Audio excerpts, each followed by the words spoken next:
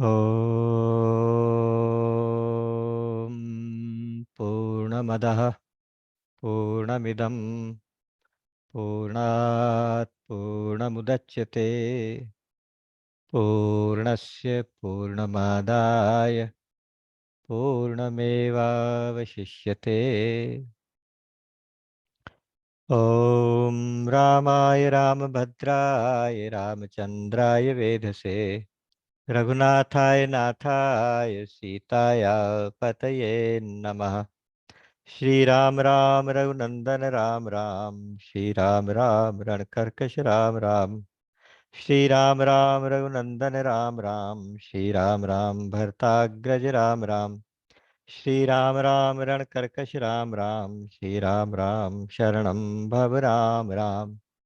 श्री रामचंद्र चरणौ मनसा स्मरामि श्रीरामचंद्र चरणौ वचसा गृणामि श्रीरामचंद्र चरणौ शिरसा नमामि श्रीरामचंद्र चरणौ शरणं प्रपद्ये। माता रामो मत्पिता रामचंद्रः स्वामी रामो मत्सखा रामचंद्रः सर्वस्वं मे रामचंद्रो दयालुर् नान्यं जाने नैव जाने न जाने। दक्षिणे लक्ष्मणो यस्य वामे च जनकात्मजा पुरतो मारुतिर्यस्य तं वन्दे रघुनन्दनं। लोकाभिरामं रणरङ्गधीरं राजीवनेत्रं रघुवंशनाथं कारुण्यरूपं करुणाकरन्तं श्रीरामचन्द्रं शरणं प्रपद्ये। मनोजवं मारुततुल्यवेगं जितेन्द्रियं बुद्धिमतां वरिष्ठं वातात्मजं वानरयूथमुख्यं श्रीरामदूतं शरणं प्रपद्ये। कूजन्तं राम रामेति मधुरं मधुराक्षरम् आरुह्य कविताशाखां वन्दे वाल्मीकिकोकिलम्। आपदामपहर्तारं दातारं सर्वसम्पदां लोकाभिरामं श्रीरामं भूयो भूयो नमाम्यहम्। भर्जनं भवबीजानामर्जनं सुखसम्पदां तर्जनं यमदूतानां राम रामेति गर्जनम्। रामो राजमणिः सदा विजयते रामं रमेशं भजे।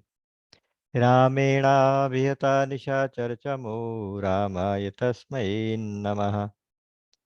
रामान्नास्ति परायणं परतरं रामस्य दासोऽस्म्यहम्। रामे चित्तलयः सदा भवतु मे भो राम मामुद्धर। राम रामेति रामेति रमे रामे मनोरमे सहस्रनाम तत्तुल्यं राम नाम वरानने। हा रघुनंदन प्राण प्रीते तुम बिन जियत बहुत दिन बीते। जे दिन गए तुम ही बिनु देखे ते बिरंचि जनि पारहि लेखे। कृपा बारिधर राम खरारी पाहि पाहि प्रणतारति हारी। अतुलित बल अतुलित प्रभुताई मैं मति मंद जानि नहीं पाई। निज कृत कर्म जनित फल पायो अब प्रभु पाहि शरण तक आयो। असरन सरन बिरद संभारी मोहि जनि तजहु भगत हितकारी। श्रवण सुजसु सुनियायो, प्रभु भंजन भव भीर। त्राहि त्राहि आरति हरन, सरन सुखद रघुबीर। मो सम दीन न दीन हित, तुम समान रघुबीर। अस बिचारि रघुबंश मनि, हरहु विषम भव भीर। कामिहि नारि प्यारि जिमि, लोभिहि प्रिय जिमि दाम। तिमि रघुनाथ निरंतर, प्रिय लागहु मोहि राम। राम राम राम।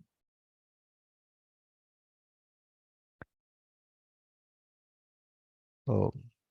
तो प्रभु की कृपा से आज एक बार फिर हम सब इस सत्संग में उपस्थित, उसके लिए भगवान की कृपा के प्रति नतमस्तक होते हुए कोटि कोटि धन्यवाद करते हुए, आप सबके हृदय में बैठे हुए भगवान श्री सीताराम जी के चरण कमलों में मेरा कोटि कोटि नमन और आप सबका हार्दिक अभिनंदन, और इस सत्संग से जुड़ने के लिए बहुत बहुत धन्यवाद। ओ, श्री रामचरितमानस के इस परिक्रमा कार्यक्रम में हमारी यात्रा चलते चलते लंका कांड में प्रवेश कर चुकी थी, और पिछली बार कुछ तकनीकी कमी की वजह से रिकॉर्डिंग नहीं हो पाई थी, तो आज थोड़ा सा रिकैप करते हुए, जिससे उसकी कॉन्टिन्यूटी पिछले सत्संग से बनी रहे, उसको फिर आगे अपने आज के सब्जेक्ट में प्रवेश करेंगे। तो हमने पिछली बार देखा था, सबसे पहले तो भगवान श्री राम की सुबेल पर्वत की झांकी का दर्शन किया था। श्री रामचरितमानस में भगवान राम की बहुत सारी झांकियां दिखाई देती हैं। जैसे एक बार आपको याद होगा कि हमने भगवत गीता जी के कार्यक्रम में हर अध्याय में से भगवान की एक झांकी ढूंढी थी, तो उन झांकियों का दर्शन किया था। उसी तरह से श्री रामचरितमानस में तो खैर एक एक कांड में कई कई प्रकार की झांकी हैं, तो ऐसा मन करता है कि एक बार सभी झांकियों को बीच में से चयनित करके हम एक बार उन सब का दर्शन करेंगे, बट एक बार ये क्रम पूरा हो जाने के बाद। तो सुबेल पर्वत के ऊपर भगवान राम अपनी सेना के साथ उतर गए, समुद्र पार हो गया, और रात का समय है। पूर्व दिशा में पैर करके, पश्चिम दिशा में सिर करके भगवान राम सुग्रीव की गोद में सिर रख के लेटे हुए हैं, सुग्रीव जी की गोद में। और साइड में विभीषण जी बैठे हैं, कान में कुछ बात करके कुछ सलाह दे रहे हैं।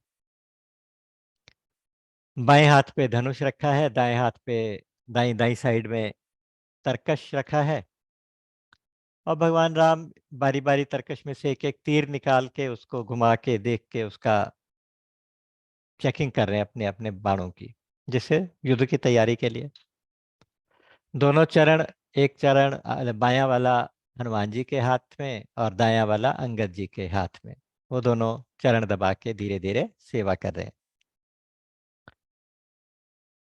तो भगवान राम की ये जो झांकी है, इसके बारे में गोस्वामी जी लिखते हैं कि जो लोग सुबेल पर्वत वाली भगवान राम की झांकी का दर्शन निरंतर करते हैं, वो धन्य है। और नीचे जहाँ लेटे हैं भगवान, वहां पे लक्ष्मण ने अपने हाथ से मृगशाला, पहले सॉफ्ट सॉफ्ट सी घास पत्ते बिछा के, फूल बिछा के, उसके ऊपर मृगशाला बिछाई है, मृगछाल जो होती है वो बिछाई है। और आप पीछे की तरफ जाके वीरासन पे बैठ के और भगवान राम की सुरक्षा में पहरा दे रहे हैं। सामने पूर्व दिशा से चंद्रमा निकले, चंद्रमा का उदय हुआ। भगवान राम ने एक क्वेश्चन पोज किया सबके आगे, उनसे कहा कि सब लोग अपने अपने भाव से सोच के बताओ कि ये चंद्रमा में जो दाग दिखाई देता है, काला छाया, काली छाया, ये क्या चीज है। सुग्रीव ने कहा कि ये पृथ्वी की छाया है, ये सूरज में दिखाई देती है। विभीषण ने कहा कि नहीं, ऐसा है कि इसको राहु ने ग्रसा था, राहु ने बहुत कष्ट दिया था और उसको काटा था, तो उसके काटने, राहु के काटने से उसके हृदय में घाव बन गया है। इतने में अंगद जी बोले हैं कि ब्रह्मा ने जब रति जी को बनाया, कामदेव की स्त्री को, तो बहुत सुंदर बनाना चाहते थे। उनको इतनी सुंदरता और कहीं दिखाई नहीं दी। उन्होंने कहा चंद्रमा, जब उनका मुख बनाने लगे तो चंद्रमा का सार भाग निकाल लिया बीच में से और उससे उसका रति का मुख बना दिया। राम जी बोले कि ऐसा है कि मेरे विचार से चंद्रमा और विष, ये दोनों भाई भाई हैं। तो विष जो है वो भी समुद्र मंथन में से निकला है, तो इसलिए चंद्रमा का भाई हुआ। तो वो अपने भाई की झांकी को, अपने भाई को अपने हृदय में रखते हैं, चंद्रमा। तो इसलिए वो एक दाग दिखाई देता है, काला काला। हनुमान जी चुप बैठे थे, फिर हनुमान जी से पूछा गया कि आप भी अपना विचार प्रकट करो, क्योंकि ये पांच लोग यहाँ पर हैं साथ साथ। तो अंगद हनुमान चरणों के पास हैं और विभीषण और सुग्रीव सिर के पास हैं। तो हनुमान जी बोले कि प्रभु, हमें तो ऐसा लगता है कि चंद्रमा आपका दास है। आपकी जो श्यामल सुंदर झांकी है वो अपने हृदय में रखता है, तो वही बस उसका वो दाग दिखाई देता है, काला काला सा दिखाई देता है। कह हनुमंत सुनो प्रभु, शशि तुम्हार प्रिय दास। तो वही श्यामता भास है, वही श्यामल छवि का उसका वो रंग दिखाई देता है। इस प्रकार से बातचीत हो रही थी। इतने में भगवान राम ने दक्षिण में देखा, तो वहां दक्षिण की तरफ उन्होंने देखा कि उधर से बहुत बड़े बादल घिर के आ रहे हैं, काले काले, और गर्जना हो रही है, बिजली चमक रही है। तो भगवान बोले लगता है भैया बारिश आएगी। विभीषण बोले कि प्रभु, आप तो सर्वज्ञ हैं, जानते हैं, लेकिन ये ना तो बारिश के बादल हैं, ना ये बिजली है, ना ये गर्जना बादलों की है, बल्कि दक्षिण में रावण जो अपने महल के पास एक उसने जगह बनाई है, अखाड़ा बनाया है, वहां बैठ के अखाड़ा दिख रहा है। तो इसलिए उसके ऊपर जो छत्र लगता है वो काले काले बादलों जैसा बहुत बड़ा छत्र है, बहुत बड़े साइज का, ऐसे काला बादल सा छाया हुआ दिखाई देता है। और जो मल्ल युद्ध में युद्ध जो जो योद्धा लोग हैं वो गर्जना कर रहे हैं और ढोल नगाड़े बज रहे हैं, उनकी आवाज है जो लगता है कि बादल गरज रहे हैं। और मंदोदरी जब थोड़ा बहुत सिर हिलाती हैं और रावण जब सिर हिलाते हैं, तो रावण के मुकुट के और मंदोदरी के कर्णफूल जो हैं वो इतने चमकते हैं कि वो बिजली जैसे दिखाई देते हैं। सुन के रावण मुस्कुराए, लेटे लेटे उन्होंने वहीं से वो जो बाण सीधा करके चेक कर रहे थे, उसी बाण को उन्होंने अपना चलाया। एक ही बाण से, कहते हैं कि छत्र ताटंक मुकुट, सब कुछ एक ही बाण से हते, एक ही बाण, यानी छत्र को काट दिया। और जो रावण के 10 सिर के जो मुकुट थे वो सारे के सारे काट दिए, नीचे गिरा दिए। उसके बाद मंदोदरी के कर्णफूल काट दिए, कर्णफूल मतलब टॉप्स, वो दो वो काट दिए। वो सब कुछ नीचे जमीन में गिरे। कहते हैं कि देखते गिरे हुए तो सबने देखे, लेकिन कुछ समझ में नहीं आया कि हुआ क्या। ना हवा चली, ना बिजली चमकी, ना कोई हथियार देखा, अस्त्र शस्त्र देखा, और ना ही कोई भूकंप आया। ये कैसे हो गया? सबने सोचा अपशकुन हो गया। तो रावण ने टाल मटोल की, अखाड़ा समाप्त हुआ, मीटिंग समाप्त हुई, और एक तरह से उसके रस रंग, जो महारस चल रहा था, उसमें भंग हो गया। और मंदोदरी देख के कुछ समझ गई कि कुछ गड़बड़ हुई है। तब घर जाके मंदोदरी ने रावण को उपदेश दिया, समझाया, और कहा कि तुम जिसको साधारण मनुष्य समझ के उसकी दुश्मनी ले बैठे हो, वो साधारण नहीं है, विश्व रूप भगवान है। पाताल जिनका पैर है, आकाश जिनका सिर है, और भ्रिकुटी जो है, भ्रिकुटी का हिलना वो काल है, नेत्र सूर्य हैं, केश मेघ राशि हैं। इस तरह से उसने वर्णन करके पूरे संसार, पूरी सृष्टि का जो चीजें हैं उनको भगवान राम के अंग की तरह से बताया, और भगवान के अंग अंग में अनेक अनेक लोकों का वास है। वही जो विराट रूप भगवान है, वही राम के रूप में आप पर कृपा करने आए हैं। आप ये मौका चूको मत, भगवान राम की शरण में जाओ, उनका भजन करो, उनसे दुश्मनी मोल मत लो। अहंकार शिव बुद्धि अज मन शशि चित्त महान। तो अहंकार, मन, बुद्धि, चित्त, ये सब क्या क्या है, सब कुछ, सबका वर्णन उन्होंने करके बताया। तो ये विश्व रूप भगवान की बड़ी सुंदर झांकी मंदोदरी ने रावण को समझाई है, लेकिन रावण समझने के मूड में नहीं था। तो उसने कहा कि अरे अरे, तुम तो मेरी तो तारीफ कर रही हो, ऐसा कह के बस 8 बातें हमेशा नारी के हृदय में रहती हैं, वही 8 बातें तुम्हारी प्रकट हो रही हैं। क्या क्या था? साहस अनृत चपलता माया, भय अविवेक असौच अदाया। तो इन सब को हमने एक एक करके पिछली बार कुछ थोड़ा सा दर्शन किया था। तो ये 8 गुण, अवगुण जो भी कहें, ये सारे हमेशा नारी के हृदय में रहते हैं। तो वहाँ गोस्वामी जी ने एक लिखा है कि भाई बैंत कभी फूलता फलता नहीं, चाहे आसमान से पानी की जगह अमृत ही बरसना शुरू हो जाए, बैंत में कभी फूल नहीं आते, फल नहीं आते। उसी तरह से जो अभिमानी रावण है, अविवेकी रावण, इसको चाहे आज ब्रह्मा और शिव भी गुरु के रूप में मिल जाए तो इसको समझा नहीं सकते। तो अब राम जी ने अगले दिन सुबह उठ के प्लान किया कि क्या किया जाए। तो एक प्रस्ताव दिया जामवंत ने, उन्होंने कहा कि अंगद को दूत बनाकर भगवान रावण के पास भेजा जाए, उसको एक आखिरी मौका और दे दिया जाए। सबने प्रस्ताव का समर्थन किया और अंगद को बुलाया गया। भगवान राम ने उनकी, अंगद की बड़ी तारीफ की है, उनसे कहा है कि तुम बल बुद्धि में बहुत चतुर हो, बहुत सुजान हो, बड़े समझदार हो, और तुम बातचीत करनी, कन्वर्सेशन बहुत अच्छे से आती है, तो इसलिए, और शक्ति भी है, प्रताप भी है, तो इसलिए मैं आपको अपना दूत बनाकर रावण के पास भेजता हूँ।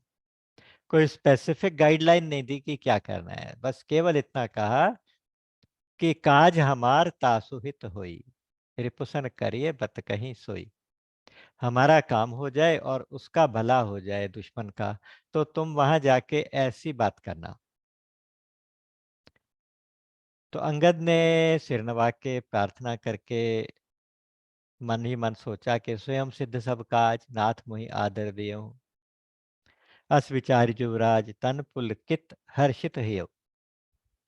अर्थात जैसे विचार उसके मन में आया कि भगवान तो अपना कोई भी काम कैसे भी किसी से भी करा सकते हैं, उन्होंने मुझे इस बात के लिए निमित्त बनाया है, तो ये भगवान स्वयं सिद्ध हैं, उनके सारे कार्य स्वयं सिद्ध हैं। फिर भी उन्होंने मुझे निमित्त बनाया, मुझे इस लायक समझा, तो ये भगवान की बहुत बड़ी कृपा मेरे ऊपर हुई है। उस कृपा का स्मरण करते ही उनके शरीर में रोमांच हो गया और हृदय में बहुत हर्ष हो रहा है। और उनको प्रणाम, भगवान को प्रणाम करके, भगवान को अपने हृदय में अपने साथ लेके, ये चलने, ये कहीं भी काम पे निकलने का एक तरीका, एक सूत्र होता है कि कभी भी जाएं तो भगवान को अपने साथ लेके जाएं। भगवान को प्रणाम करें और मन ही मन कहें कि प्रभु चलो, काम पे चलना है। तो भगवान साथ चल पड़ते हैं, हृदय में बैठ के साथ ही रहते हैं। और जब भगवान साथ हृदय में बैठे होते हैं तो फिर कोई भी काम कहीं भी किसी से भी रुकता नहीं। तो इस प्रकार से वो भगवान राम को अपने हृदय में रख के और लंका पहुंच गए।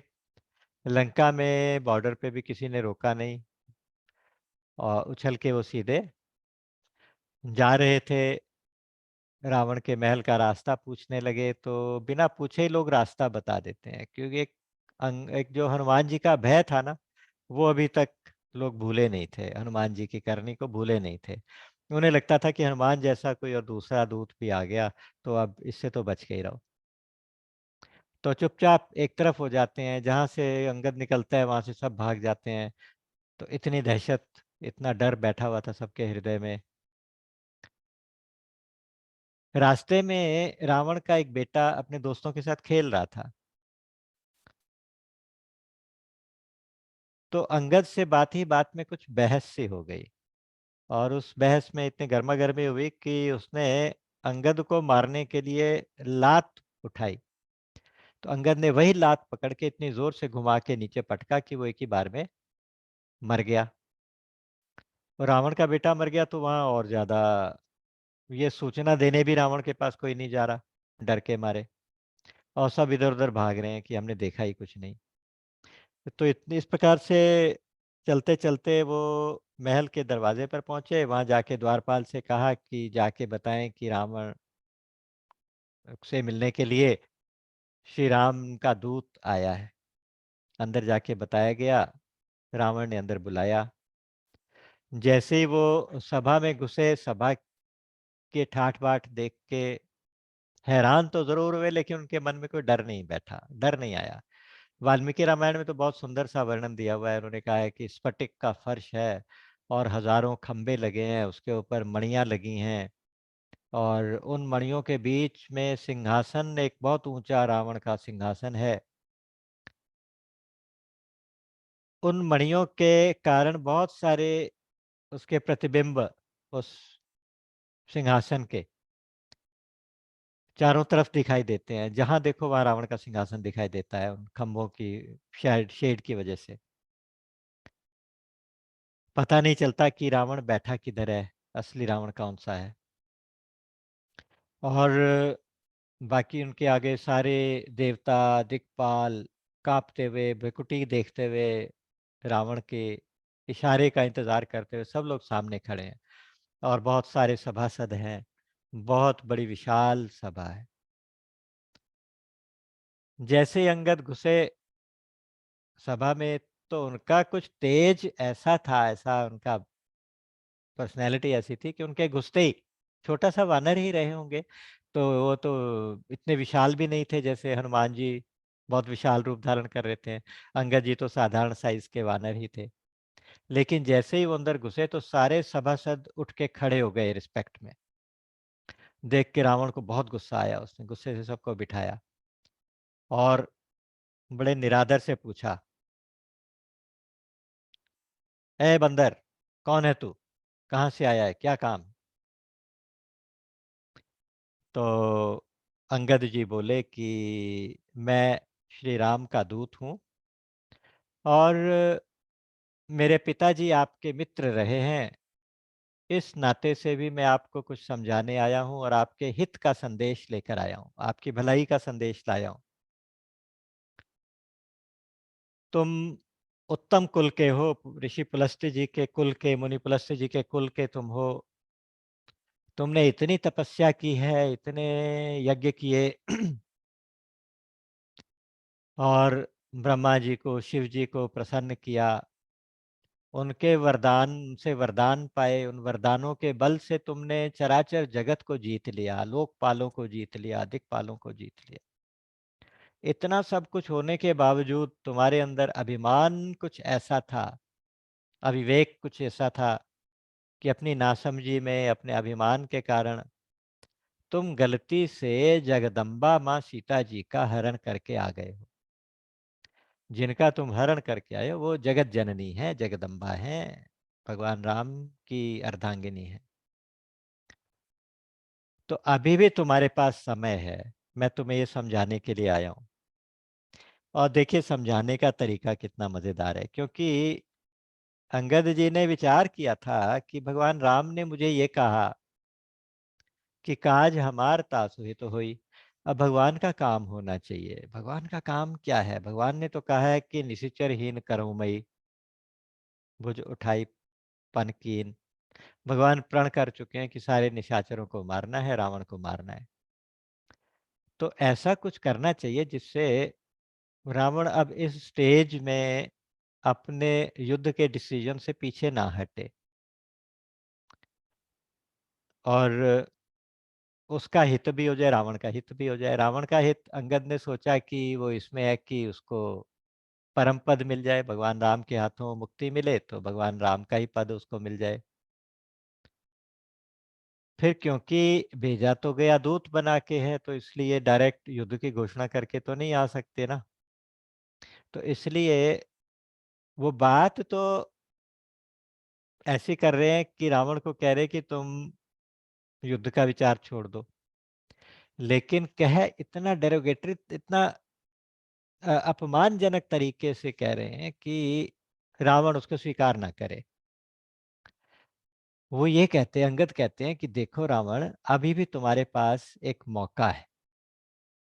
तुम एक काम करो, मुंह में तिनका दबाओ, मुंह में घास दबाओ, गले में कुल्हाड़ी लटका लो, और अपने सारे परिवार को, अपने घर की सारी स्त्रियों को साथ में ले लो, आगे आगे करके उन सबसे आगे जगदम्बा माँ सीता जी को कर दो, और अपने सारे मंत्रियों सहित, अपने सारे योद्धाओं सहित तुम जाके भगवान राम के दरबार में जाके, भगवान राम के चरणों में जाके दीन होके पुकारो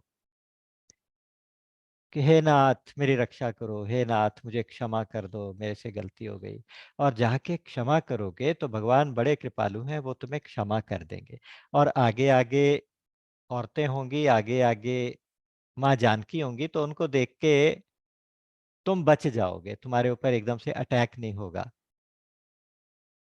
अब ये शर्त रावण के सामने कोई रखे और रावण उसको सहन करे, तो बड़ी हैरानी की बात है। तो हो नहीं सकता, ऐसा असंभव सी बात।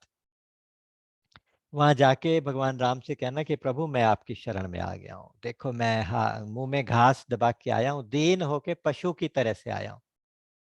अब आप चाहे मुझे माफ करो, चाहे मुझे मारो, ये आपके हाथ में।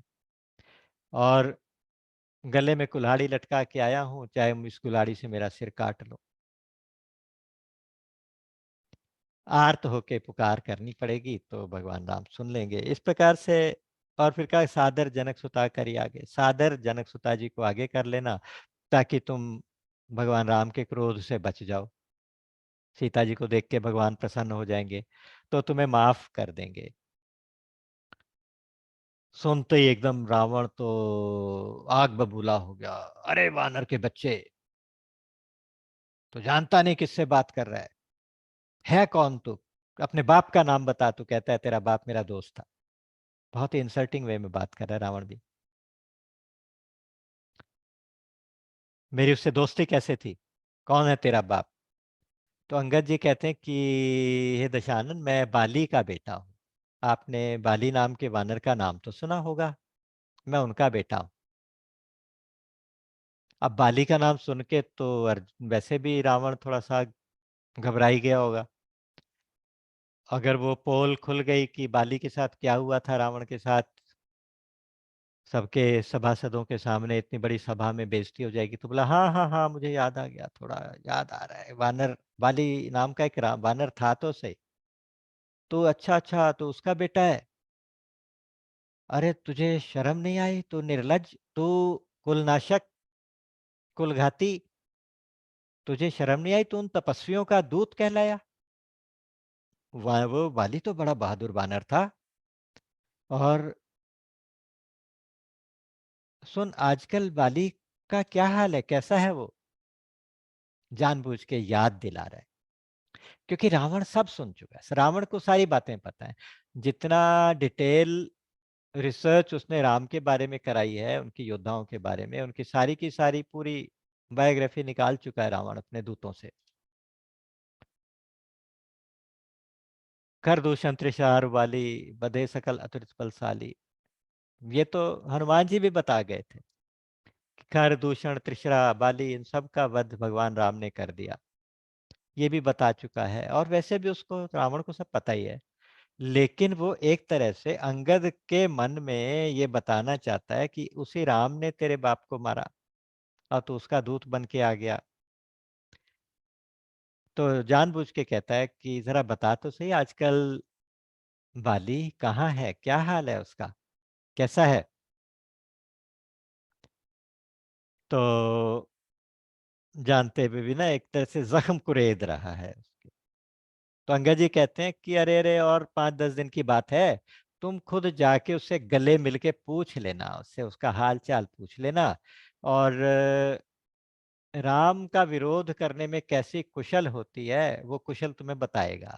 क्योंकि पूछ रहे हैं ना कि अपने पिता की कुशल बताओ, उसका कुशल समाचार बताओ, कहाँ है कैसा है।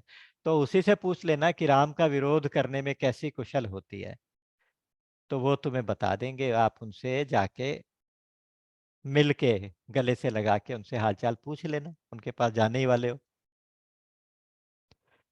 और रही जहां तक कुल नाशक होने की बात, तो मैं तो बड़ा कुलनाशक हूं, तुमने बताया, तुम्हें ऐसा कहते शर्म नहीं आई?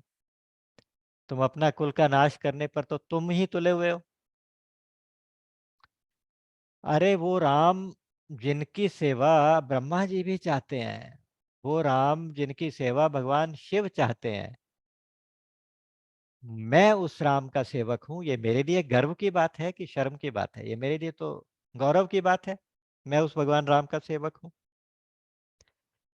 और जैसी बात तू कह रहा है रावण, ऐसी बात तो अंधे बहरे भी नहीं कहते। और तेरे तो 20-20 आंखें हैं, 20-20 कान हैं।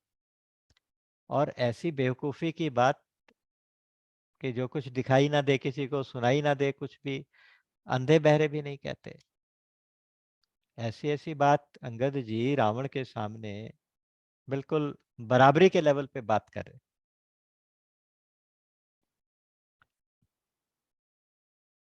तो मैं श्री राम का सेवक हूं और मुझे इसका गर्व है। तुम मेरे मन में भेद पैदा करने की कोशिश मत करो। ये मत समझो कि तुम्हारे कहने से मैं भड़क जाऊंगा और मैं उनको अपना दुश्मन समझ बैठूंगा, ऐसा कुछ नहीं है। रावण फिर बोला, अरे दुष्ट, मैं नीति और धर्म का पालन करता हूँ। रावण बोला, नीति और धर्म का पालक हूं, इसलिए तेरी कड़वी कड़वी बातें सुन रहा हूं, नहीं तो अब तक तो पता नहीं मैं तेरे साथ क्या करता। तो अंगद बोला कि अरे वाह तेरी धर्मशीलता, वाह, हमने देखी है तेरी धर्मशीलता। जब हनुमान जी, असल में जब हनुमान जी वहां को, हनुमान को पकड़ के सभा में लाया गया था, तो उस समय हनुमान ने जाके बताया था कि कुबेर का एक दूत आया था वहां रावण की सभा में। तो रावण ने इशारा किया अपने योद्धाओं को, उन्होंने उसे मार डाला और वहीं उसको खा गए। दूत की कैसे रक्षा की जाती है वो तो हम तुम्हारी धर्मशीलता से जानते ही हैं। तुम्हारा क्या धर्मशीलता है, क्या तुम्हारी नीति है। और तुम एक दूत को पकड़ के उसको आग लगा देते हो, दूत को मारने का ऑर्डर दे देते हो, ये तुम्हारी धर्मशीलता, ये तुम्हारी नीति। और दूसरे की स्त्री का हरण करके, चोरी करके, चोरी छिपे जाके किसी की औरत को उठा के ले आना, ये बहुत बड़ी धर्मशीलता है तुम्हारी, ये बहुत बड़ी नीति है। और अपनी बहन जो तुम्हारी नाक कान के बिना तुम्हारे पास रोते रोते आई थी, उसके पास भी तुम चुपचाप बैठे रहे, उसको देखते रहे, तो यही तुम्हारी धर्मशीलता है। ऐसा कह के खूब अच्छे से लताड़ लगाई रावण को अंगद ने।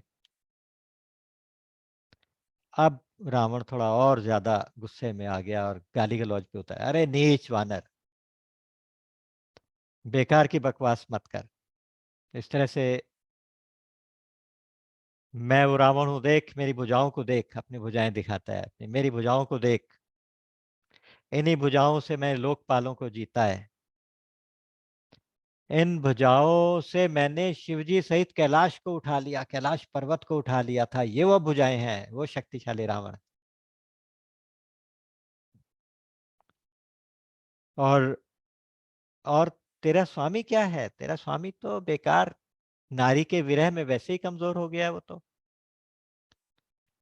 तुम्हारी सेना में ऐसा कोई भी योद्धा नहीं है जो मेरे साथ लड़ाई करने लायक हो, मेरे साथ युद्ध करने लायक हो। रावण ने कहा कि तुम्हारी सेना में एक भी योद्धा ऐसा नहीं है जो युद्ध में मेरा मुकाबला कर सके। मेरी भुजाओं को देखो, मेरी ताकत को देखो, मेरी हिस्ट्री देखो, मैं क्या क्या करके आया हूं। तेरा स्वामी तो नारी के विरह में वैसे ही कमजोर हो गया बेचारा, वो तो लड़ाई करने लग रहा ही नहीं। और उसका छोटा भाई जो है वो अपने भाई के दुख को देख के दुखी है, तो वो भी लड़ने लायक नहीं रहा। और रही बात तू और सुग्रीव, तुम दोनों नदी के किनारे का पेड़ हो। नदी के किनारे पे जो पेड़ लगा होता है उसकी जड़ें ओपन रहती है। उसमें ही रहता है कि जैसे ही पानी का बहाव बढ़ेगा तो पेड़ गिर जाता है। उसी तरह से जैसे युद्ध आया तुम दोनों तो ऐसे लुढ़क जाओगे जैसे नदी के किनारे पे पेड़ लगे हो। ऐसे लुढ़क जाओगे तुम और सुग्रीव। हाँ जामवंत है, लेकिन अब वो बहुत बूढ़ा हो गया। था तो बहादुर, लेकिन अब तो बूढ़ा हो गया, अब वो क्या लड़ेगा, वो युद्ध करने लायक रहा ही नहीं। फिर नल और नील है। नल और नील आर्किटेक्चर तो जानते हैं, उन्होंने पुल बनवा दिया ठीक है, लेकिन युद्ध में तो हमारे किसी भी योद्धा के सामने खड़े नहीं हो पाएंगे। रावण को भी सारा एक एक का नाम भी पता है, सबकी शक्ति भी पता है, सब कुछ मालूम है। रावण कहता है पर हाँ एक वानर है जो शायद थोड़ा बहुत हमारे साथ युद्ध करने लायक हो। वो जो वानर पहले आया था ना, जो हमारी लंका नगरी को जला के चला गया जीता जागता, तो वो वानर तो है, वो मानते हैं। अब सुग्रीव जी इस बात का जवाब कैसे दे रहे हैं कि अरे पहले जो वानर आया था वो तेरी लंका को जला के चला गया, ये कैसे हो सकता है। तुम्हारी अशोक वाटिका का भी ध्वंस किया, तुम्हारी लंका को जला के चला गया और जीते जी वापस भी चला गया, ये कैसे संभव है। छोटा सा वानर, वो कोई हमारा योद्धा थोड़ी है, वो हमारा योद्धा नहीं है। वो तो भगवान राम का एक हरकारा है। हरकारा कहते हैं कि जो धावक रनर होते थे पहले, कि कोई एक समाचार दूसरी एक जगह से दूसरी जगह ले जाने के लिए हरकारे होते थे।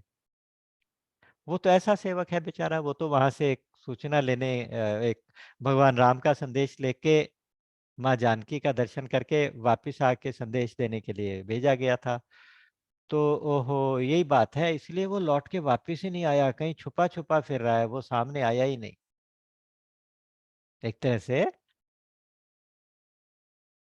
उन्होंने झूठ तो बोला, लेकिन इस तरह का झूठ बोला कि जिससे उसकी बात का दम सारा खत्म हो गया। कि जिसको तू बहुत बड़ा वानर कहता है ना, वो हमारी सेना का छोटा सा हरकारा है, और उसके अलावा बाकी बड़े बड़े योद्धा हैं। एक तरह से ये बताया कि हमारी सेना का मुकाबला तू करने लायक नहीं है, रावण को बताया। और भगवान राम का प्रताप तो ऐसा है कि भगवान राम शेर जैसे हैं, तो मेंढक जैसा है। अब शेर अगर मेंढक का शिकार करने लगे तो अच्छा थोड़ी लगता है। तो इसलिए दोस्ती और दुश्मनी बराबरी वालों से करनी चाहिए। इसीलिए मुझे यहाँ संदेश लेके भेजा गया है, वरना देख ले भैया, तुम्हारा फैसला है, तुम युद्ध करना ही चाहो तो जो क्षत्रिय जाति है ना उसका गुस्सा तो बहुत भयंकर होता है। एक बार गुस्सा आ गया तो सब खत्म हो जाओगे। अगर राम को गुस्सा आ गया तो तुम सब लोग समाप्त हो जाओगे, लंका का नामो निशान नहीं रहेगा। सुनते ही रावण अब और तिल मिला गया, और ज्यादा गुस्सा, मतलब एक के बाद एक गुस्सा दिलाता जा रहा है रावण को। फिर भी गुस्से के बाद भी फिर वो ठहाका मार के हंसा, ऊपर से दिखाने के लिए कि मैं बहुत कूल हूं। और हंसते ही फिर बोला, कहते हैं वाकई सच्ची बात है, वानर तो बड़ा फेथफुल जानवर है, बड़ा स्वामी भक्त जानवर है। उसकी खूबी है कि वो नाच नाच के अपने स्वामी को रिझाता है। तो भी अपने स्वामी को रिझाने के लिए इस तरह की उछल कूद मचा रहा है, फालतू की बातें कर रहा है। और मैं बहुत गुण ग्राहक हूँ, मैं गुणों की कदर करता हूँ। तुम्हारा ये गुण देख के मैं खुश हुआ कि तुम स्वामी भक्त हो। एक तरह से आप ये देखिए कि धीरे धीरे अंगद के मन में वो भेद डालना चाहता है रावण। है पहले कहते हैं कि तुम्हारे बाप के हत्यारे हैं वो, तुम उनका दूत क्यों बन गए। तो अब कह रहा है कि तुम्हारे अंदर ये क्वालिटी बहुत अच्छी है, मैं गुणों का ग्राहक हूँ, वहां तो गुणों की कदर नहीं है, तुम मेरे साथ आ जाओ। एक तरह से ये बताना है, मतलब इनडायरेक्टली ये कहना चाहता है रावण कि तुम हमें ज्वाइन कर लो।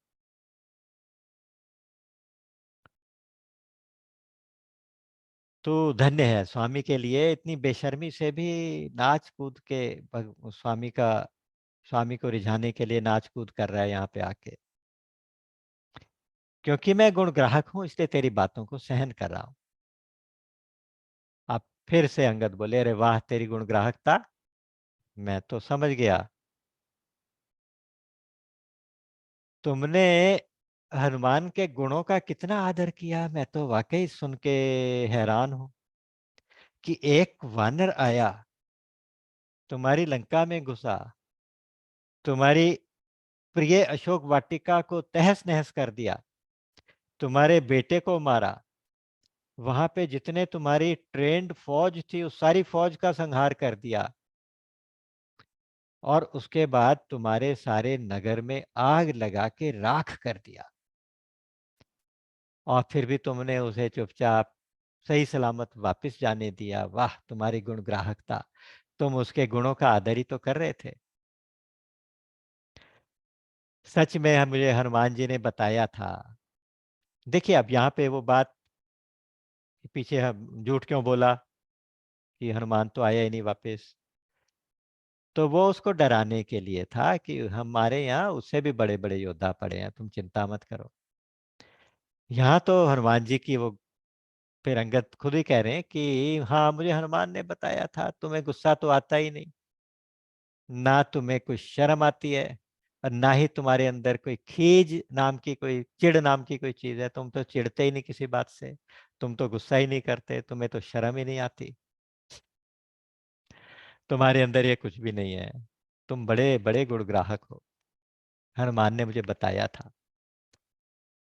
अब रावण बोला, अरे अरे तेरे अंदर भी अगर थोड़ी बहुत शर्म या थोड़ा बहुत गुस्सा होता ना, तो तू अपने बाप के हत्यारों का सेवक ना कहलाता। धिक्कार है तुझ पे, तू अपने बाप को भी खा गया, ऐसे शब्द कहता है, तू अपने बाप को भी खा गया। अगर तू अपने बाप के हत्यारों, अगर थोड़ा सा भी तेरे अंदर शर्म होती, थोड़ी सी भी तेरे अंदर खीज होती या गुस्सा होता, तो तू अपने बाप के हत्यारों से बदला लेता, ना कि उनका नौकर बन के रहता।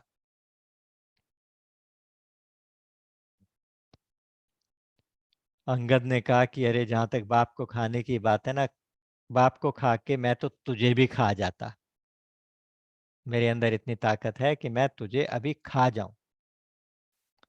लेकिन मैं इसलिए छोड़ता हूं कि जब कोई तुझे देखेगा तो बाली का यश याद आएगा कि ये वही रावण है, बाली बाली ने जिसको दबा के रखा था।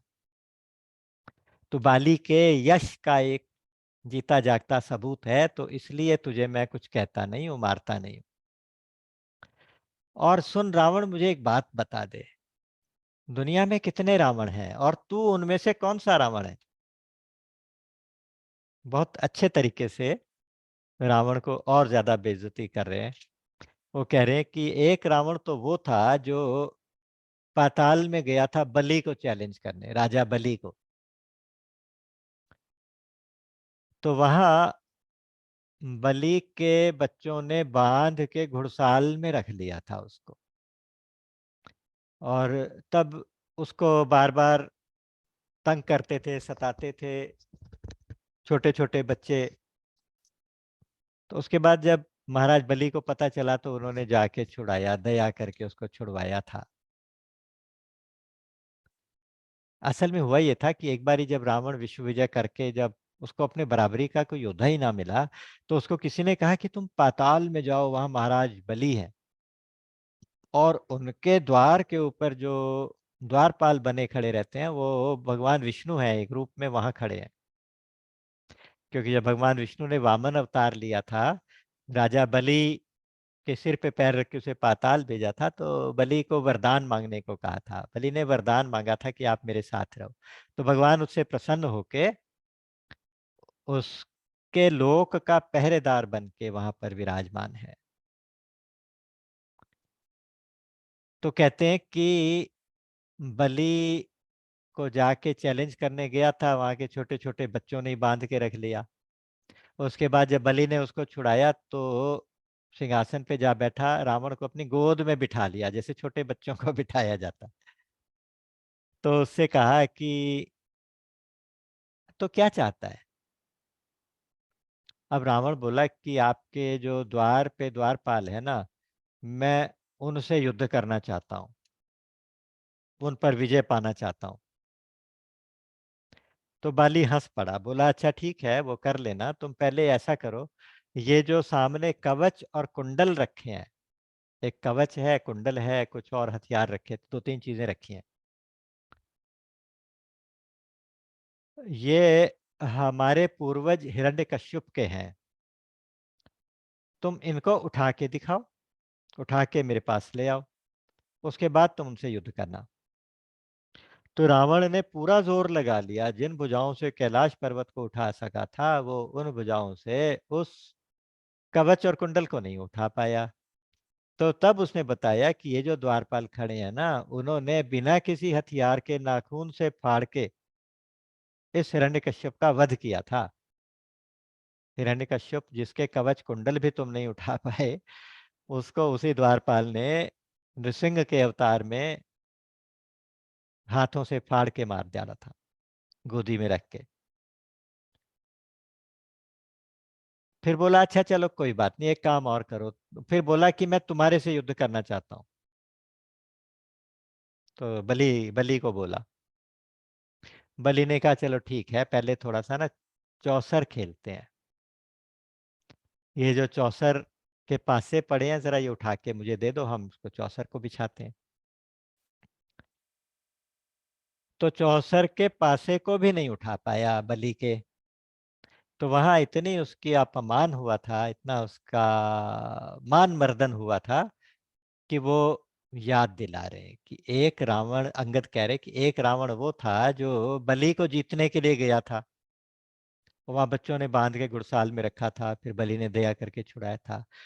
एक रावण और भी मैंने सुना है, अंगद कहता है, एक रावण और भी मैंने सुना है, उसने सहस्त्रार्जुन से युद्ध किया था। सहस्त्रबाहु भी कहते हैं उसको, सहस्त्रार्जुन भी कहते हैं। सहस्त्रार्जुन वो थे, उन्होंने बहुत सारे वरदान पाए थे, जिनमें एक वरदान ये भी था कि जब युद्ध हो तो 1000 भुजाएं हो जाएं मेरी। सहस्त्रबाहु इसलिए कहलाए, और बहुत ही प्रतापी और बलवान थे सहस्त्रार्जुन। एक बार उससे रावण का युद्ध हो गया था गलती से। एक बार हुआ यूं कि किसी नदी में सहस्त्रार्जुन अपने कुछ साथियों के साथ नदी में स्नान इत्यादि कर रहे, क्रीड़ा कर रहे थे, खेल रहे थे। तो थोड़ी दूर ऊंचाई के ऊपर, थोड़ी सी दूरी के ऊपर, वहां पे रावण भी बैठा अपना भगवान शिव जी की पूजा की तैयारी कर रहा था। 1000 कमल इकट्ठे किए थे, कमल का वो करना था, जल का अभिषेक करना था, तो वो नदी के किनारे बैठ गया। इधर सहस्त्रार्जुन को पता नहीं था, वो अपना खेल खेल में उसने क्या किया, अपनी 1000 भुजाओं की एक दीवार बनाई, और उसके ऊपर दूसरी 2000 भुजाओं की 1000 भुजाओं की और ऐसी दीवार बना के नदी के प्रवाह को रोक दिया, खेल खेल में। वो प्रवाह ऐसे हो गया कि जैसे बहुत ऊंचा कोई एक बांध बन जाता है, उस बांध में पानी भरने लगा और इधर पानी आना बंद हो गया। जैसे ही वो पानी भरा तो सारे के सारे जो रावण के कमल इत्यादि थे, पूजा का सामान था, वो बह गया। रावण को ये कैसे सहन होता, वो चुप, वो गुस्से में तिलमिलाया हुआ देखने आया कि ये किसने किया, ये हरकत किसकी। तो जब देखा तो सहस्त्रार्जुन को उसने ललकारा। सहस्त्रार्जुन से युद्ध में रावण तो कहीं ठहरता ही नहीं था, तो उसने पकड़ के, कहते हैं कि उस सहस्त्रार्जुन ने सोचा कि ये 10 सिर वाला अजीब सा जंतु है, अजीब सा जानवर है, इसको पकड़ के चलो घर में जाके बच्चों को दिखाएंगे। तो उसको पकड़ लिया और घर में ले जाके खेल खेल बांध के रखा, वहां पे जाके बच्चों को खेलने के लिए दे दिया कि लो इससे खेलो। तो सहस्त्रार्जुन वाली कथा भी याद दिलाई। फिर बाद में ऋषि पुलस्त जी ने जाके प्रार्थना करके सहस्त्रार्जुन से रावण को छुड़वाया था। तो कहते एक रावण वो भी सुना था, और तीसरा रावण तो मुझे कहने में शर्म आती है कि एक रावण वो भी था जिसको मेरे पिताजी ने अपनी कांख में दबा के, अपनी बगल में दबा के रखा था। रावण को शौक था बहादुर लोगों को ढूंढना, बलशाली लोगों से जाके युद्ध करना, उनसे जीतना। तो किसी ने कहा कि तुम बाली से जाके युद्ध करो, लेकिन उसके सामने जाओगे तो तुम्हारी आदि शक्ति बाली के पास चली जाएगी। तो इसलिए उसने पीछे से जाके उस पे, बाली पे अटैक किया। उस समय बाली क्या कर रहे थे कि ये समुद्र के किनारे खड़े होके कुछ पूजा पाठ कर रहे थे। उनका एक नियम था बाली का कि दक्षिण तट पे, पूर्व तट पे और पश्चिम के तट पे, तीनों समुद्रों में जाके वो सुबह सुबह तर्पण करते थे, और वो तर्पण करके उसके बाद घर जाते थे। दक्षिण के तट पे खड़े वो कर रहे थे, तर्पण कर रहे थे। पीछे से जाके रावण ने अटैक किया, तो बिना देखे, अपनी पूजा को बिना डिस्टर्ब किए, बाली ने पीछे से रावण को पकड़ा, अपनी बगल में दबा लिया और अपना तर्पण इत्यादि करते रहे, पूजा पाठ करते रहे। उसके बाद वहां से उड़ के वो पश्चिम तट पे गए, फिर पूरब के तट पे गए, और जाके वो अपना तर्पण वगैरह पूरा किया। उसके बाद उसको छोड़ दिया ऐसे करके। तो जब वो नीचे गिरा तो पूछा, तू कौन है, क्या चाहता है? तो अल्टीमेटली फिर बाली से दोस्ती हो गई, क्योंकि उसे लगा कि इससे मुकाबला तो हो ही नहीं सकता। तो वही बात याद दिला रहे हैं कि एक वो भी था जो उसको मेरे पिता ने कांख में रखा था। रावण, तो सच सच बताना कि तू इन तीनों में से कौन सा रावण है?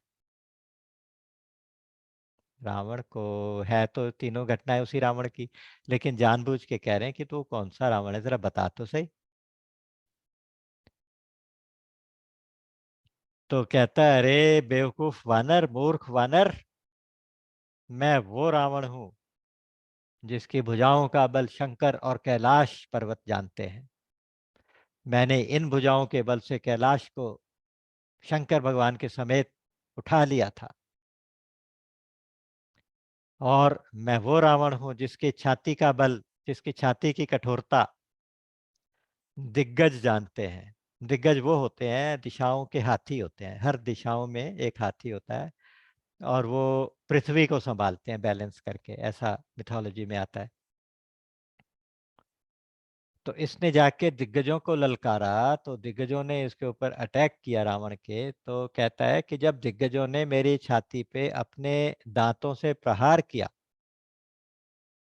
जिन दांतों पे वो पृथ्वी को उठा लेते हैं, वो ताकत वाले, उनके दांत मूली की तरह से टूट गए।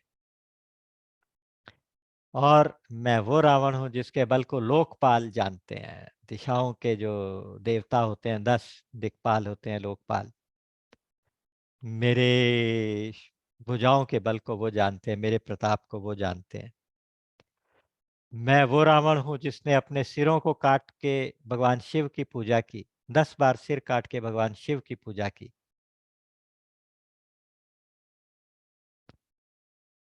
तुम जाके दिग्गजों से पूछो, ऐरावत से पूछो, तुम जाके दिक्पालों से पूछो, लोकपालों से पूछो, देवताओं से पूछो।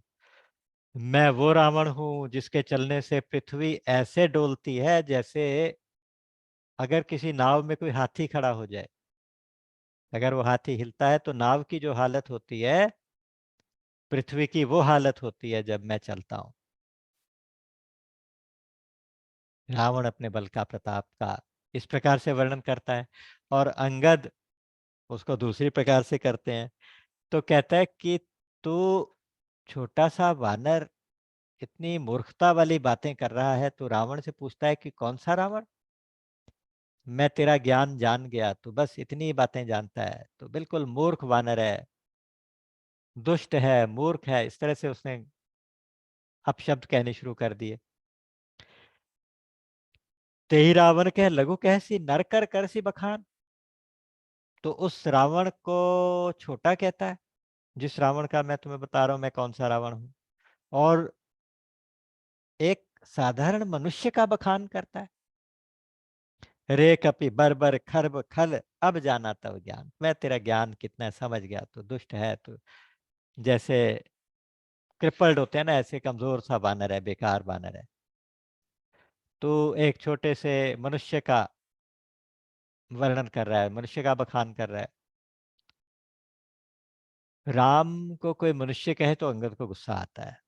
अंगद को बहुत जोर से क्रोध आ गया, बोला नीच अभिमानी दुष्ट, जरा जबान संभाल कर बात करो। वो परशुराम जिसके फरसे रूपी समुद्र में बहुत सारे योद्धा डूब गए, बहुत सारे राजा डूब गए, वो परशुराम जिसके फरसे के बल को क्षत्रिय जाति जानती है, वो परशुराम भगवान राम के आगे सिर झुका के चले गए। उनका गर्व सारा जाता रहा राम के आगे। मैं उस राम का बखान करता हूं। और तो उस राम को साधारण वानर कहता, साधारण मनुष्य कहता है। राम क्या साधारण मनुष्य है? यहां अंगद ने 12 उदाहरण दिए, 12 उदाहरण दिए और कहा कि अगर ये सब चीजें साधारण हो तब राम को साधारण मानो। राम को साधारण मनुष्य नहीं मान सकते। तो क्या गंगा नदी क्या साधारण नदी है तो नदी, लेकिन गंगा नदी साधारण नदी तो नहीं है। सबको मोक्षदायी नहीं, उसके दर्शन मात्र से कल्याण होता है, दर्शन मात्र से पापों से छुटकारा होता है। वो नदी क्या साधारण नदी है? कामधेनु क्या साधारण गाय है जिससे सारी कामनाओं की पूर्ति होती है, जिसके दर्शन से, जिसके स्मरण मात्र से? कल्प वृक्ष क्या साधारण वृक्ष है तो वृक्ष, लेकिन साधारण वृक्ष तो नहीं है। वो है तो नदी, लेकिन साधारण नदी नहीं है तो गाय, लेकिन साधारण गाय तो नहीं है। उसी तरह से क्या अन्नदान क्या साधारण दान है? अन्नदान सबसे बड़ा दान इसलिए माना जाता है कि प्राणों की रक्षा करने वाला दान है, किसी के प्राणों की रक्षा करे, अन्नदान। अमृत क्या एक साधारण सा रस है जिससे मृत्यु पे भी विजय प्राप्त कर ली जाए, तो वो अमृत, वो क्या कोई साधारण रस हो सकता है? गरुड़ क्या साधारण पक्षी है? शेष जी क्या साधारण सर्प हैं? चिंतामणि क्या साधारण पत्थर है? वैकुंठ क्या साधारण लोक है? इतने सारी चीजें उन्होंने गिनाई हैं। और आखिर में कहा कि राम की अविचल भक्ति क्या साधारण लाभ है? जीवन का सबसे बड़ा लाभ यही है कि राम के चरणों की भक्ति मिल जाए। तो राम के चरणों की भक्ति साधारण नहीं है। ये सब कुछ जितनी बातें गिनाई गई साधारण नहीं है। और अल्टीमेटली जिस वानर की तू बात कर रहा है ना कि अरे वो वानर क्या साधारण वानर है हनुमान? सेन सहित तव मान मथी, बन उजारी पुर जारी, कस से 60 हनुमान कपि, गयो तो तव सुतमारी। अरे एक वानर तो कहता है कि हाँ एक वानर है जिसमें थोड़ा बहुत बल है, वो मेरे साथ युद्ध कर सकता है, वानर है वो, को साधारण वानर है हनुमान। तेरी सेना के सहित तेरा मान मर्दन करके, अशोक वाटिका को उजाड़ के, तेरे गांव को चौपट करके, और तेरे तेरे सारे नगर को जला के राख करके, तेरे बेटे को मार के जो सुरक्षित वापस चला गया वो, अरे मूर्ख रावण, वो क्या कोई साधारण वानर है? तो इस प्रकार से 12 उदाहरण दिए कि ये सारी चीजें साधारण नहीं है। उसी तरह से राम दिखाई तो मनुष्य देते हैं, लेकिन साधारण मनुष्य नहीं है। भगवान कृष्ण ने गीता में कहा अवजानंति माम मूढ़ा तानुषी मानुषीम तनुआश्रितम। मनुष्य के शरीर में आश्रित जब होके मैं आता हूं तो लोग, जो मूढ़ लोग हैं, वो मुझे साधारण मनुष्य मानते हैं, साधारण मनुष्य मानते हैं। तो इसलिए हे रावण, तू अपनी ये मूर्खता, अपनी जिद और अपनी धूर्तता, इसका त्याग करके भगवान राम की शरण में आ जा, भजन कर ले। राम के द्रोही को ना तो शिव जी का भी सहारा दे सकेंगे, ना ब्रह्मा जी, जिनसे तूने वरदान भी पाए हैं ना, तो वो भी तुझे बचा नहीं पाएंगे। और सुन, ये जो तेरे सिर है ना, ये कट के रणभूमि में गिरेंगे, एक के बाद एक तेरे जो नए सिर आएंगे, तो सिरों के ढेर जमीन पे पड़े होंगे। तो वहां हमारे जो वानर हैं वो बैट बॉल खेलेंगे, उनसे चौगान खेलेंगे, लिखा है वहां पे शब्द। चौगान में ऐसे लकड़ी का बैट होता है, बॉल होती है, उससे मारते हैं। तो तेरे पैरों से फुटबॉल खेली जाएगी, तेरे जो सिर गिरेंगे कट कट के, उनसे क्रिकेट खेली जाएगी। सुनते ही रावण तो अब जल भुन गया, बिल्कुल बुरा हाल हो गया, गुस्से में राख हो गया, जैसे किसी ने आग में घी डाल दिया हो, ऐसा काम हुआ। अरे मूर्ख, तू मुझे जानता नहीं। अरे कुंभकर्ण जैसे मेरे भाई हैं, मेघनाथ जैसा इंद्र को जीतने वाला मेरा बेटा है, और मेरा पराक्रम तो नहीं जानता। मैंने तो इस सारे चराचर जगत को जीत लिया। ऐसा कोई प्राणी नहीं है जिसको मैंने जीता नहीं हो। और तू कौन से स्वामी के बल पे इतना बक बक कर रहा है? वो स्वामी जो ना तो उसमें कोई अच्छी क्वालिटीज हैं, ना उसमें कुछ ताकत है। सागर के ऊपर वानरों की सहायता से पुल बंधा दिया, तो ये तुम्हारी वीरता हो गई? ऐसी वीरता? ये क्या वीरता हुई? ऐसे तो पक्षी भी उड़ के चले जाते हैं समुद्र के पार। तो इसमें कौन सी बड़ी बात हो गई, तुमने समुद्र में पुल बना दिया तो? मैं तो तब मानूंगा जब ये मेरी 20 भुजाओं के समुद्र को भी लांघ के दिखाओगे। मेरी भुजाएं ऐसे समुद्र हैं, वहां तो एक समुद्र को लांघ के आए हो, वो भी वानरों की सहायता से पुल बना के। यहाँ 20-20 भुजाओं के बल जो हैं वो समुद्र जैसे बल हैं, इसमें डूब के मर जाओगे। इनको 20 समुद्रों को तैरना पड़ेगा। ऐसा कौन है जो इन 20 समुद्रों को तैर के जा सके? और हाँ, तेरा स्वामी अगर इतना वीर ही होता ना, तो सीधा सीधा एक्शन में आता। ये क्या बार बार दूत भेज रहा है संधि करने के लिए? ये कोई वीरों की निशानी है जो संधि करने के लिए दूत भेज रहा है? सूर कवन रावण सरे स्वकर काट जहि शीस, हुतै अनल अति हर्ष बहु बार साखी गौरीस। अनेक बार जिस रावण ने अपने शीश काट के यज्ञ में, हवन में, यज्ञ के हवन की वेदी में डाले, और इसके साक्षी भगवान शंकर हैं, भगवान शंकर की उपासना में मैंने यज्ञ किए थे, और हर यज्ञ की समाप्ति पे अपने सिर को काट के उसमें आहुति दी थी। और जब वो सिर मेरे सामने जलते थे, तो मैं, मेरे चेहरे पे कोई शिकन नहीं होती थी। उस जलते हुए सिर पे जो एक्सप्रेशन थे, वो खुशी के एक्सप्रेशन होते थे। उसमें कोई कष्ट का कोई भी निशान दिखाई नहीं देता था। और जब वो मस्तक जलते हुए दिखाई देते थे, तो विधाता के लिखे हुए निशान दिखा, विधाता के लिखे हुए भाग्य के अक्षर मैंने देखे हैं खुद अपनी आंखों से। उसमें लिखा था, नर और वानर के हाथों मेरी मृत्यु होगी। तब मैं उनको देख के मैं खूब हंसा था। अरे वो बूढ़ा विधाता, उसको इतनी समझ नहीं है कि किसके बारे में क्या लिखा जा रहा है। रावण के बारे में ऐसी बात लिख दी। तब मैं समझ गया था कि विधाता सठिया गया, बूढ़ा, बुढ़ापे का असर उसकी बुद्धि पे आ गया।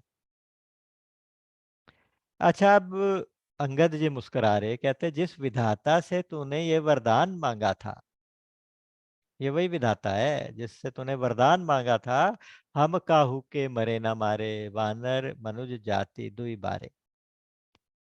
हम वानर और मनुष्य की दो जातियों के अलावा और किसी से ना मरे। ये तूने इससे मांगा था वरदान। जिनसे वरदान मांगे, जिनके शक्ति के ऊपर तूने, जिनकी शक्ति के, वरदान की शक्ति के कारण चराचर जगत को जीत लिया, उसको तू कह रहा है कि वो सठिया गया, बूढ़ा हो गया, उसका बुद्धि खराब हो गई। तो वाकई तेरा बुद्धि भ्रम मैं समझ गया। तो अंगद जी मन में मन ही मन सोच के मुस्कुरा रहे। फिर कहता है कि अरे तू राम का बार बार गुणगान करता है, तो उस राम का गुणगान करने में तुझे शर्म नहीं आती, लज्जा नहीं आती, निर्लज? बोले कि हाँ हाँ दशानंद जी, आपने लज्जा का ठेका तो आप ही ने लिया हुआ है। आप ही सबसे बड़े लज्जावान हो।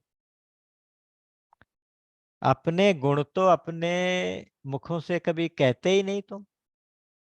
मैं तो राम के गुण कहता हूं, तो और तुम भी अपने अपने गुण तो कहते ही नहीं।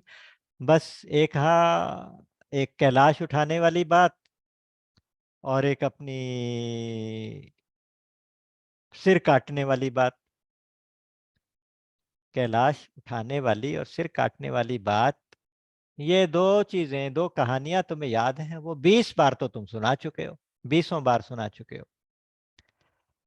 जो सहस्त्रबाहु वाली और बलि वाली और वो जो दूसरी कथाएं थी, वो तो तुम कहते ही नहीं। अपने लज्जावान हो, तुम तो इतने लज्जावान हो, लज्जा के कारण वो उनको तुम कहते ही कुछ नहीं।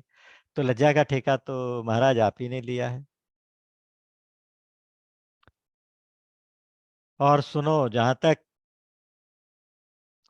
कैलाश को उठाने की बात है ना, जैसे रावण ने कहा था ना कि ये समुद्र क्या, समुद्र को पुल बना दिया तो कौन सी बड़ी बात कर दी, समुद्र लांग गए तो ये कौन सी वीरता है।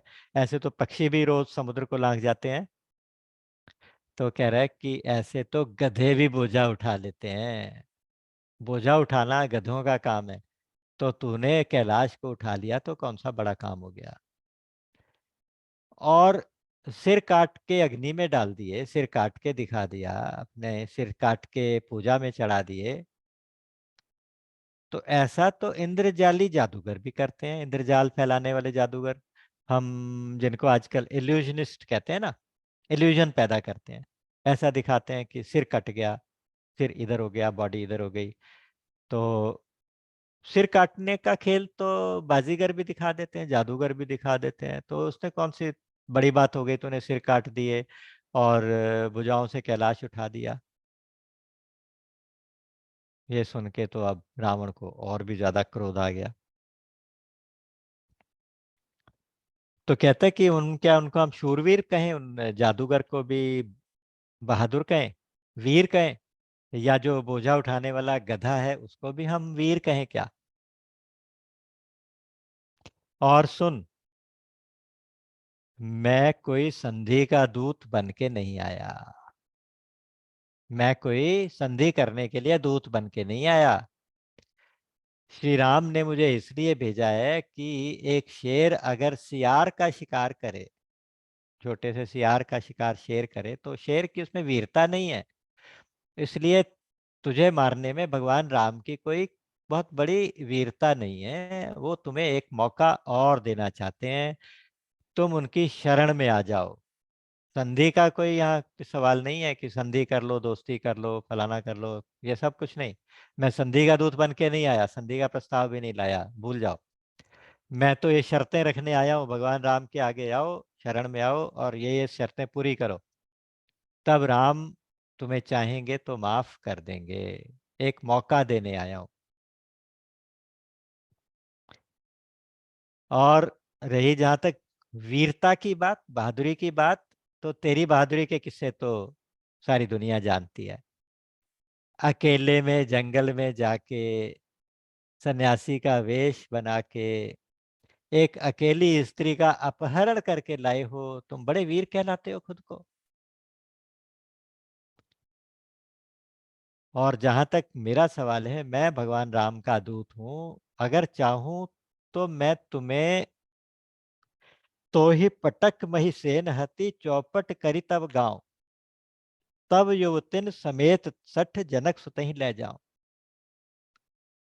ये तुम्हें मौका दे रहा हूं कि एक बार शरण आ जाओ, जनक सुता को सामने ले जाओ। लेकिन जहां तक मैं भगवान राम का छोटा सा दूत हूं, फिर भी मेरे अंदर भगवान राम के प्रताप से इतनी सामर्थ्य है कि मैं तुम्हें मार डालूं, तुम्हारी सेना को मार डालूं और तुम्हारे सारे नगर को चौपट कर दूं, फ्लैट कर दूं, बिल्कुल तोड़ फोड़ कर दूं। और तुम्हारी सारी रानियों को, तुम्हारी सारी युवतियों को उठा के सीता जी के समेत ले जाके भगवान राम के आगे जाके रख दो। इतनी ताकत मेरे अंदर है। लेकिन मैं तुम्हें मारूंगा नहीं, क्योंकि मरे हुए को कोई क्या मारे, तुम तो पहले ही मरे हुए हो। जीवत सब सम 14 प्राणी, 14 तरह के प्राणी जो होते हैं ना, वो जीवित शव की तरह होते हैं। जिंदा लाश, जीते जी मरे हुए। कौन कौन से 14 प्रकार बताए? कहते हैं एक तो कौली, एक कामी, एक कृपण यानी कंजूस, एक मूर्ख, अति दरिद्र, कलंकी, अति वृद्ध बहुत बूढ़ा, और संतत रोगी हमेशा रोगी रहने वाला, क्रोधी, और भगवान विष्णु से द्रोह करने वाला, श्रुति और संत का विरोध करने वाला, वेदों का, वैदिक मार्ग और संतों का विरोध करने वाला, और केवल अपने अपने शरीर का पोषण करने में लगा रहे वो, और सबकी निंदा करने वाला, पापों की खान। ये 14 प्रकार के जो प्राणी हैं, ये 14 के 14 जीवित लाश के समान हैं। उनको मारने में कोई बड़ाई नहीं है, मरे हुए को क्या मारना। यही सोच के मैं तुझे नहीं मारता, नहीं तो मुझे गुस्सा मत दिला। अच्छा, ये 14 के 14 लक्षण रावण के अंदर भी है। एक तो शुरू शुरू में जो है कौली, कौली का मतलब वाम, वाम मार्गी होते हैं, जो वाम मार्गी उपासना करने वाले। रावण क्या है? रावण बहुत विद्वान है, वेद पढ़े हैं, वेदों पे भाष्य भी लिखे हैं, तपस्याएं भी बहुत, तप भी बहुत बड़े बड़े भयंकर तप किए, और उपासना भी बहुत की, भक्ति भी बहुत की, भगवान शिव की भक्ति उपासना की है। लेकिन कर्म कांड का मार्ग अपनाया हुआ था, और उसमें क्या है कि ज्योतिष का प्रकांड पंडित भी था। रावण संहिता में उसने काफी कुछ, जैसे अगस्त संहिता, जैसे मनु संहिता, इस तरह की रावण संहिता भी बड़ी मशहूर है। ये सब कुछ होने के बावजूद बहुत ही अत्याचारी था, वेदों का विरोधी था। जो कोई वेद पुराण कहता उसको देश निकाला दे देता था, जहां कोई यज्ञ करता उनकी वेदी को नष्ट करवा देता था। अधर्मी था, ब्राह्मणों से द्वेष करता था, द्विजद्रोही था, और देवताओं से द्रोह करता था, और इतना बड़ा बड़ा मायावी था। तो ये सब, ये भी था, लेकिन उसका मार्ग बिल्कुल उल्टा था। शक्तियां बहुत अर्जित की थी, लेकिन उन शक्तियों को गलत रास्ते पे लगाता था। इसलिए उसको वाम मार्गी कहा गया, वाम मार्गी, वामपंथी। और कामी तो था ही, कामी तो जहां जहां वर्णन आता है कि जहां जहां सुंदर स्त्री को देखता था उठा के ले आता था। बाकी जो वामपंथी, जो वाम मार्गी हैं, उनके साथ उन्होंने लिखा है कि 5 म जो होते हैं ना, मद्य, मांस, मंत्र, मैथुन और मछली, इन सब से वो समझते हैं कि हमारी मुक्ति इन सब के सेवन करने से होगी। यानी खान पीन भी तामसिक, काम भी सारे गलत, लेकिन विद्वान होते थे, तो इसलिए उनको कहा गया कि कौली, वो मरे हुए के समान। और कृपण, कंजूस था। कृपण उसको भी कहते हैं जो भगवान की प्राप्ति के लिए प्रयास ना करे, वो भी कृपण है। विमूढ़ भी था, भगवान को, राम को भगवान नहीं मानता, मनुष्य मानता है। दरिद्र भी था, अति दरिद्र। अरे दरिद्र कैसे था? सोने की लंका का मालिक। कहते हैं कि दरिद्र इसलिए था, कोवा दरिद्रो यस्य तृष्णा विशाला।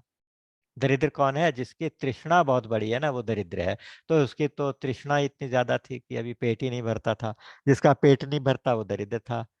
अयशी, अपयश वाले सारे काम किए उसने।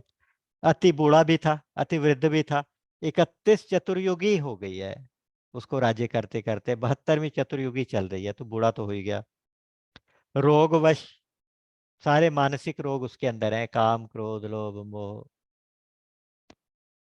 क्रोधी भी है, विष्णु जी का भी शत्रु है, श्रुति और संतों का विरोधी है, तेई बहुविधि त्रास है देश निकास है, जो कह वेद पुराना। वेद पुराण जो भी बोले उनको देश निकाला दे देता था। तो अपने शरीर का पोषण करने में लगा हुआ है, निंदक है, पापों की खान है। 14 के 14 अवगुण रावण के अंदर है। ये 14 लक्षणों की वजह से कहते हैं कि तू मरा हुआ है, तुझे मारने का क्या फायदा।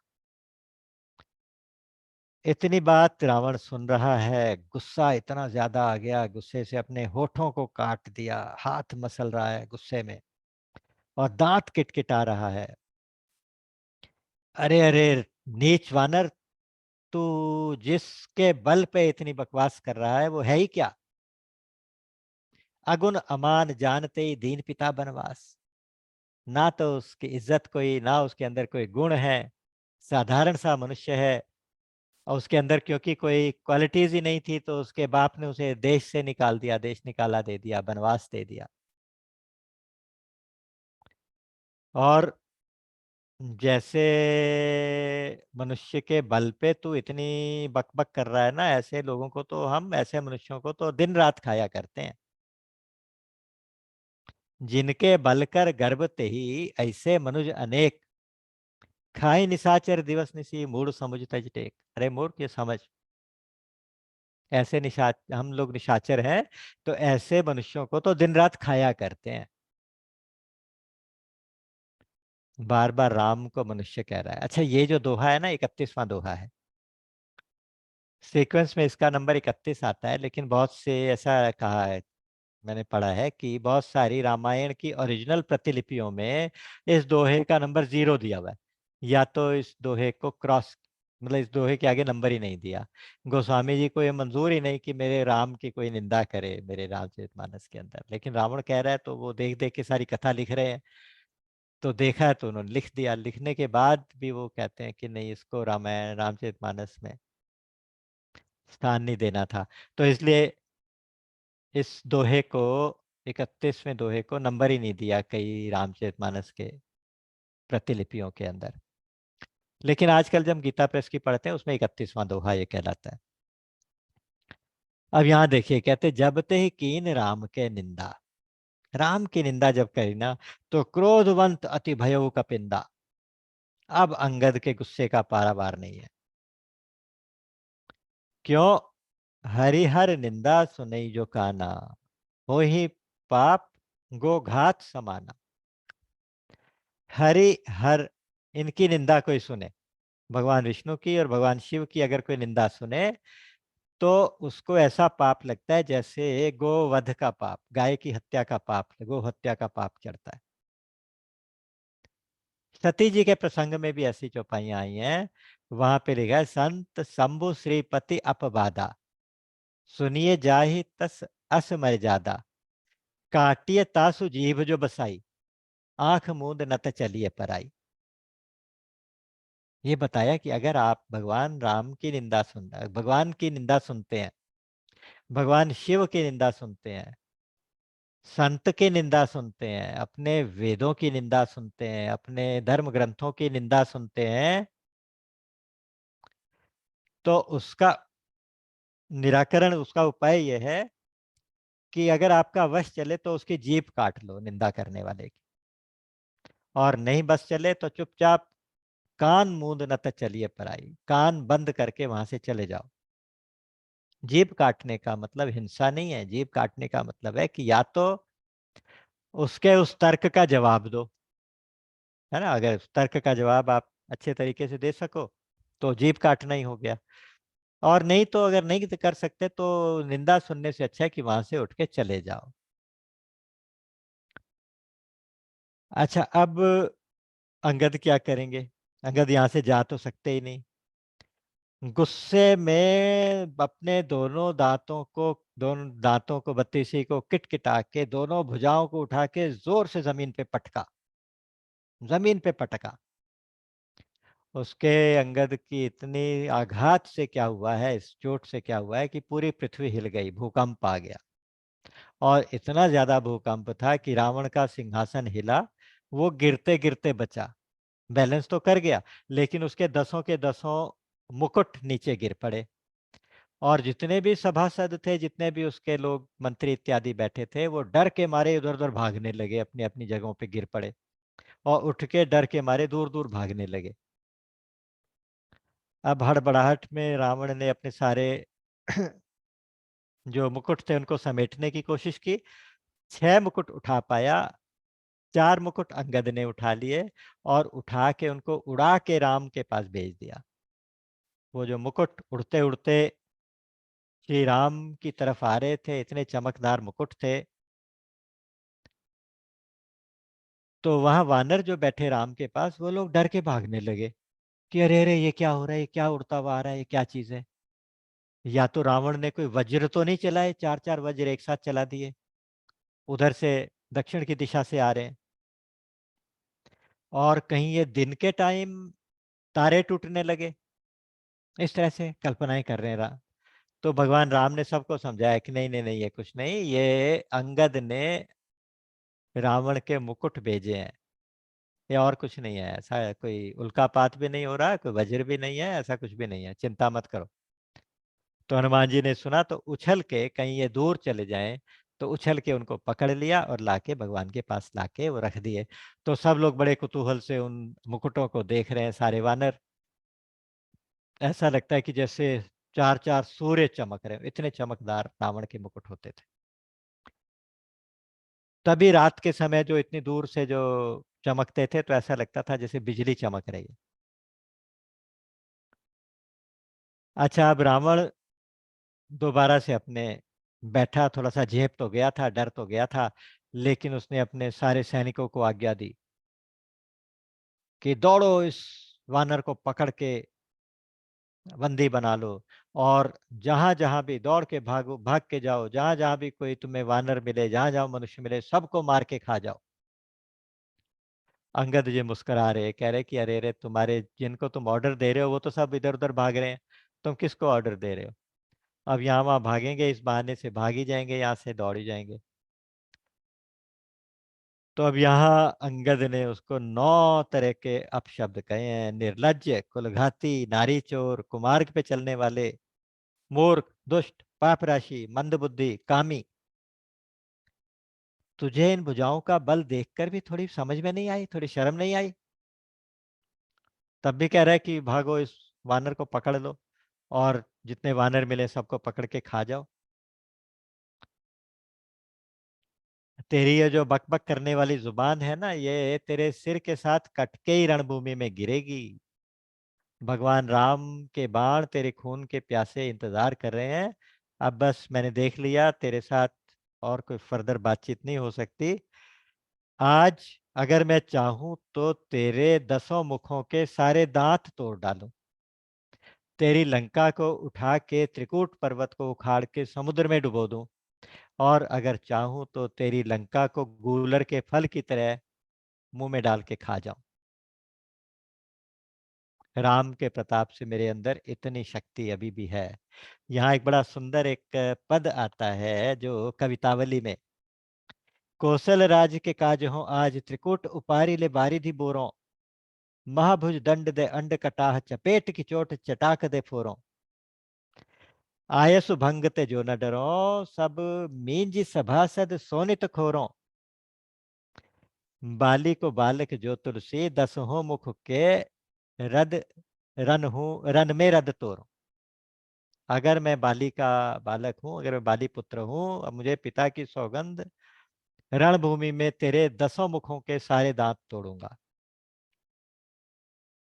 तो इस तरह से चैलेंज कर दिया, और गुस्सा इतना आया हुआ था कि भगवान के प्रताप का स्मरण करके सभा के बीच में अपने पैर जमा दिया और कहा कि तुम युद्ध तो बाद में करोगे, पहले राम के दूत को भी देख लो, पहले राम के दूत से ही निपट लो, राम से तो बाद में निपटते रहना। मैं ये चुनौती देता हूं कि आज तुम्हारी सभा में कोई भी मेरे इस पैर को जमीन से हिला दे, तो मुझे, मैं भगवान राम की अथॉरिटी से कह रहा हूं कि भगवान राम वापस चले जाएंगे, सीता को हम हार जाएंगे, फिर ही राम सीता में हारी। ऐसा चैलेंज करके पैर जमा दिया। रावण ने आज्ञा दी अपने सारे योद्धाओं को, उठो सब लोग और इसके पैर को उखाड़ के पटक दो नीचे जमीन में। लेकिन सारे योद्धा जोर लगा लगा के थक गए, पैर तो टस से मस ही ना हुआ। वहां दो उदाहरण दिए गए, कहते हैं जैसे एक कुयोगी होता है, जो कुयोगी पुरुष होते हैं वो अपने मोह को दूर नहीं कर सकते, है ना। जो कुयोगी मतलब जो साधन में परिपक्व नहीं होते, साधन ठीक नहीं होता, तो वो अपने फिर मोह को दूर नहीं कर सकते पूरी कोशिश करके भी। उसी तरह से जैसे करोड़ों विघ्न आ जाए तो भी संत का हृदय नीति नहीं छोड़ता, उसी तरह से अंगद जी का पैर भी जमीन नहीं छोड़ता, जमीन से चिपक गया लगता है।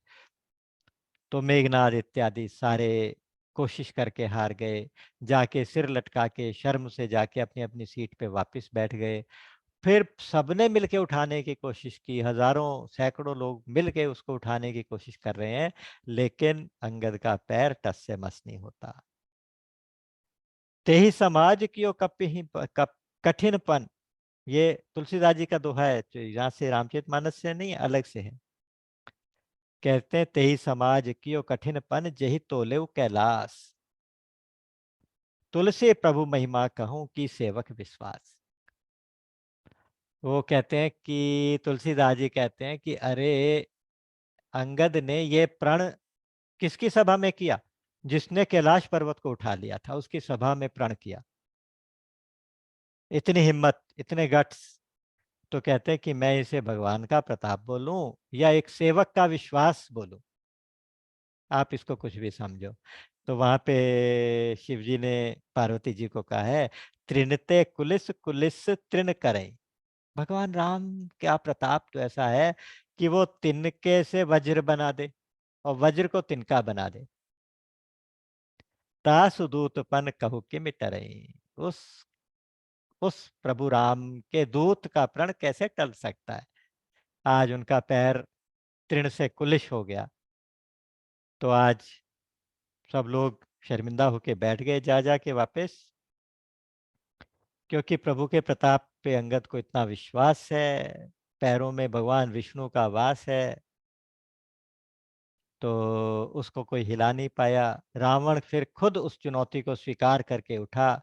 जैसे ही जाके उसने रावण नीचे झुक के उसके पैर को पकड़ के उठाने की कोशिश की, तो अंगद पीछे हट गया, बोला कि बस बस हो गया, मेरे पैर पकड़ने से अब कुछ नहीं होने वाला, अगर पैर ही पकड़ने हैं तो मेरे स्वामी राम के पैर जाके पकड़, वो तुझे हो सकता है माफ कर दे, मेरे पैर पकड़ने से अब कोई तेरा लाभ नहीं है। जैसे ही उसने ये बात कही अंगद ने, तो रावण तो बिल्कुल शर्मिंदा होके पानी पानी हो गया और जाके सिर झुका के बहुत ही उदास होके अपनी सिंहासन के ऊपर जाके बैठ गया।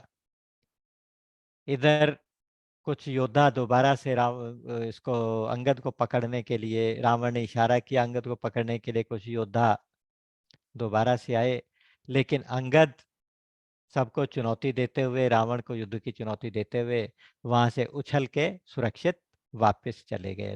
अंगद अ, लंका के बाहर चले गए और सीधे राम के पास पहुंचे, जाके भगवान राम के चरणों को पकड़ लिया। आंखों में जल भरा है, सजल नयन है, शरीर पुलकित है और भगवान राम के पास पहुंच गए हैं। अंगद आज भगवान राम के पास पहुंचे, भगवान राम अंगद से आज रात को कोई बात नहीं करेंगे, सुबह ही मीटिंग करेंगे।